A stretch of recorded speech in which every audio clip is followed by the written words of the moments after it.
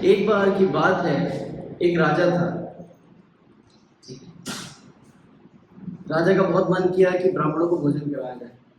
राजा ने सारे ब्राह्मणों को भोजन के लिए निमंत्रण दिया। पूरे गांव में से जितने ब्राह्मण थे सबको बुलाया गया और राजा ने फिर अपने बावर्ची को बुलाया। बोलो इतने लोगों का, इतने ब्राह्मणों का प्रसाद बनाना है और क्या क्या सामग्री चाहिए वो सारी एकत्र करो और बहुत अच्छा प्रसाद बनाओ, भोग लगाओ और ब्राह्मणों को भोजन कराओ।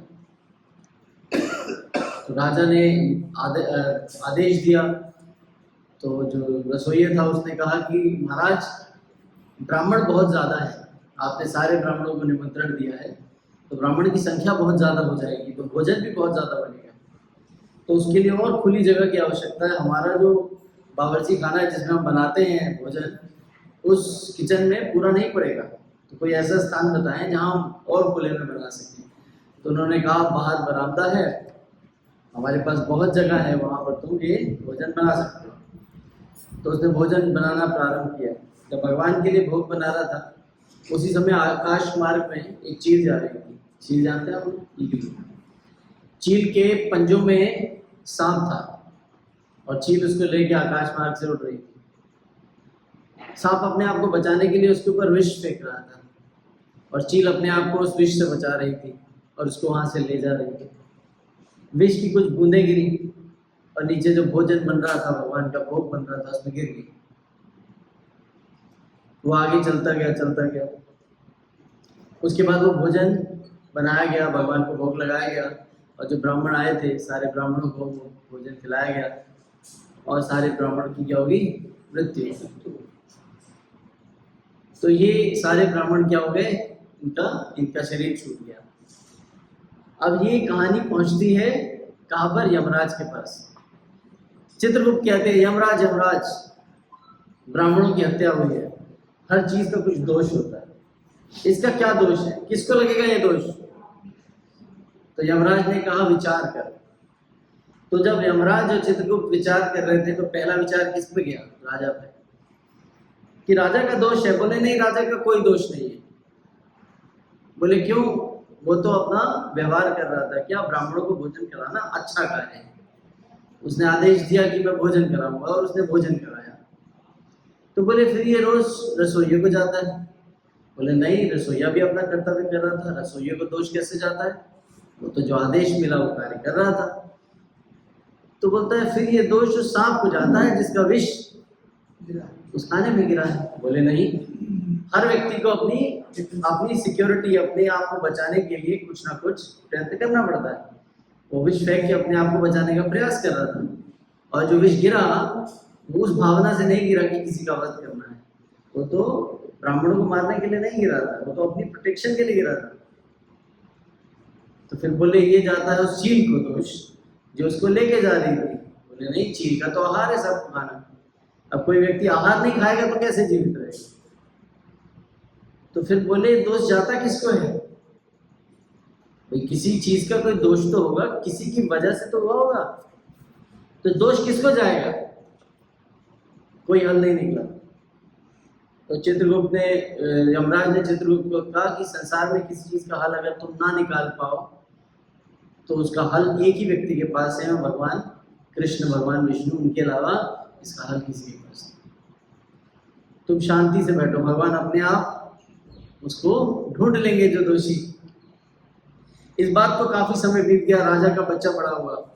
जो राजकुमार था देखता था सारे राज्य में भोजन कराया जाता था ब्राह्मणों को, एक मेरा ही राज्य था जहाँ भोजन नहीं होता। अपने पिता से पूछा,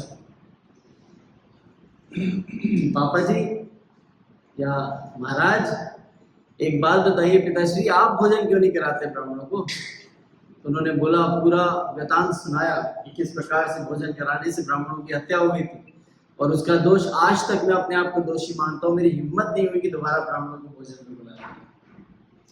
पिताश्री आप चिंता मत कीजिए, मैं सबसे क्षमा मांगूंगा। भाई पुत्र का कर्तव्य है पिता की आज्ञा का पालन करना और पिता के सम्मान को बचाना। उन्होंने कहा मैं इसकी क्षमा सबसे मांगूंगा और फिर से ये कार्य करूंगा, सबको बुलाऊंगा, भोजन खिलाऊंगा और सबकी ब्राह्मणों की कृपा प्राप्त करूंगा। तो उन्होंने कहा ठीक है। तो उन्होंने निमंत्रण भेजा गांव गांव, हर जगह निमंत्रण भेजा कि इन ब्राह्मणों को बुलाया जाए, भोजन कराया जाए। सारे ब्राह्मणों ने स्वीकार कर लिया। वो राजमहल की तरफ आने लगे। जैसे राज्य के अंदर प्रवेश किया, तो उस प्रवेश करते ब्राह्मणों को एक बूढ़ी धोबन जो कपड़े धो रही थी उसने देख लिया, क्योंकि बूढ़ी धोबन तब जवान थी जब राजा ने भोजन कराया था, अब वो बूढ़ी होगी जब उसका बेटा भोजन कराया। तो उन्होंने आवाज लगा, ये ब्राह्मणों रुक जाओ, कहाँ जा रहे? बोले हम तो राजा के यहाँ भोजन करने जा रहे हैं। बोले रुक जाओ, तुम्हें पता नहीं है राजा ब्राह्मणों को बुलाता है, विष भरा भोजन कराता है और उनकी हत्या करवा देता है। तो आधे ब्राह्मण, आधे से ज्यादा ब्राह्मण वापस चले गए और कुछ ब्राह्मण राजा के महल तक आ गए। इसी समय चित्रगुप्त की फाइल खुल गई। क्या बोले? यमराज यमराज, दोषी मिल गया, दोषी मिल गया, दोषी मिल गया। तो बोले दोषी कौन है?